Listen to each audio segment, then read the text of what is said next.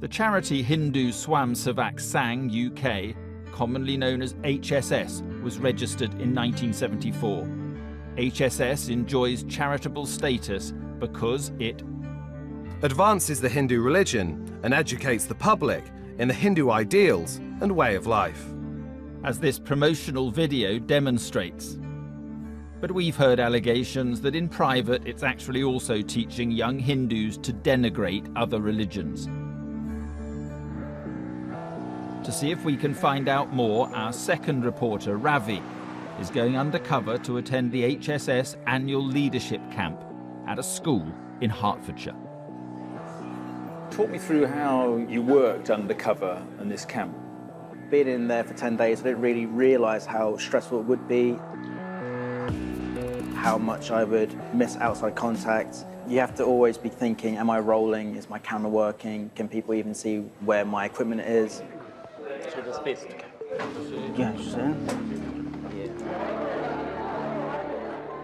Here the boys sing,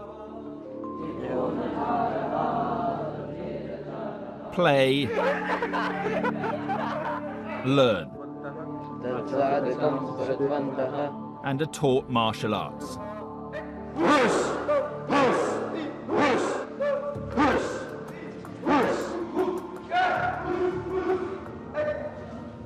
On arriving in camp, the first thing Ravi spots is a portrait of this man, Golwalkar, taking pride of place on the stage in the main hall.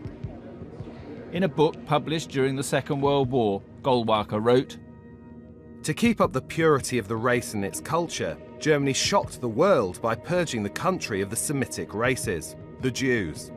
Germany has also shown how well-nigh impossible it is for races and cultures, having differences going to the root, to be assimilated into one united whole, a good lesson for us in Hindustan to learn and profit by."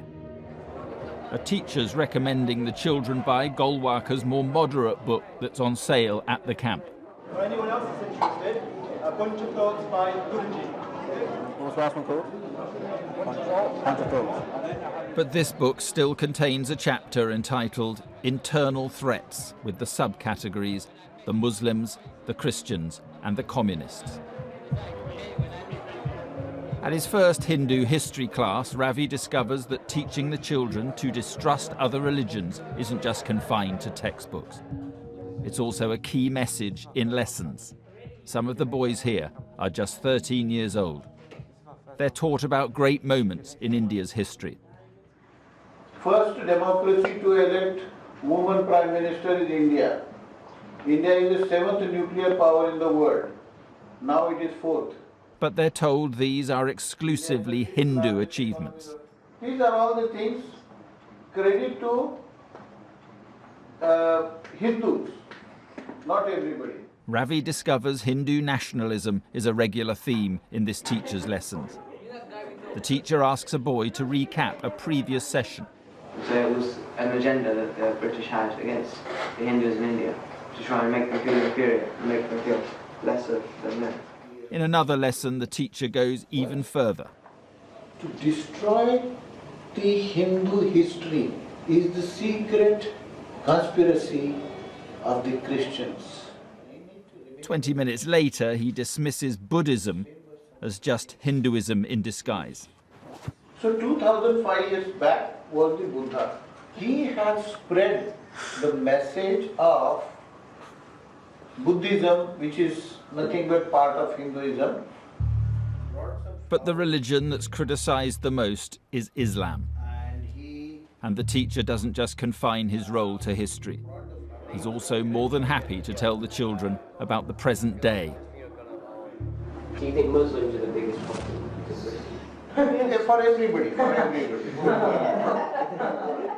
Ravi finds the teacher taking an even harsher line on Muslims after class. See, if it comes to Islam, they are the world's squarest religion and they don't have common sense to find out what is humanity and all that. But our reporter Ravi is himself Hindu. But the language and form of the religion being taught to these young boys is alien to him. So he decides to challenge the teacher. Aren't we taught to try and go out there and get world peace through non-violent actions? Ravi is interrupted by a fellow classmate. You can't really unify with Muslims. I just put it out there, like, it's two different things. You can't unify with Muslims. It doesn't work. Nowhere it works. Not in America, not in Germany, not in India, not in Bangladesh. Nowhere. But there are some good Muslims, but they can be counted on fingers. After class, Ravi speaks to the student who interrupted him. You know that whole chat that we just had? Yeah. How much do you agree with, like, the whole anti-Muslim kind of... Muslims. I live in Bradford. Have to hit. Have you got a big community in Bradford? Massive. 14. Really? Just 4 packies. Terrible. But then I don't think we should... No, we should kill them, obviously. We're not like them. Yeah. Just keep them out of society somehow without killing them. And Ravi finds another classmate with similar views. These people they think they have the rights, yeah, to build a mosque anywhere they want. We can't build a temple anywhere we want.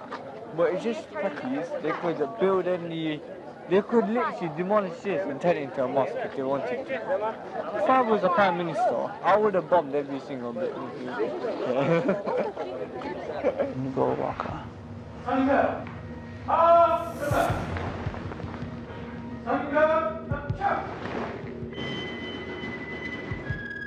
Day after day, our reporter follows shouted orders and is taught to march in military formation. The discipline of the camp is demonstrated in this promotional video posted by an HSS supporter. Many of the leaders talk about the camp in entirely positive terms. I think there's 80 different towns and cities represented here, and we've all come together. That's like one big superhero. So you're part of this superhero. By bringing Hindus together, we can spread this word of world peace, world harmony. But Ravi runs into one young man who's aware of the origins of HSS. Shark is known as a right-wing movement, complete right-wing, nationalist, and we're equated as like those views. But then 2 leaders walk up. The boy stops mid-sentence. After they've gone, our reporter picks up the conversation where they left off. So it's completely right-wing and nationalist. It's completely right-wing nationalist. I'm not going to write always when Hitler's youth army. For real? Yeah. Our experts analysed our footage. Professor Shaitan Bhatt has criticised HSS in his academic work. You have a charity here promoting hate-driven ideas that have caused considerable violence in India to British youngsters, and doing that under charitable purposes. What you see here is an environment being created in which hate speech like this is completely acceptable.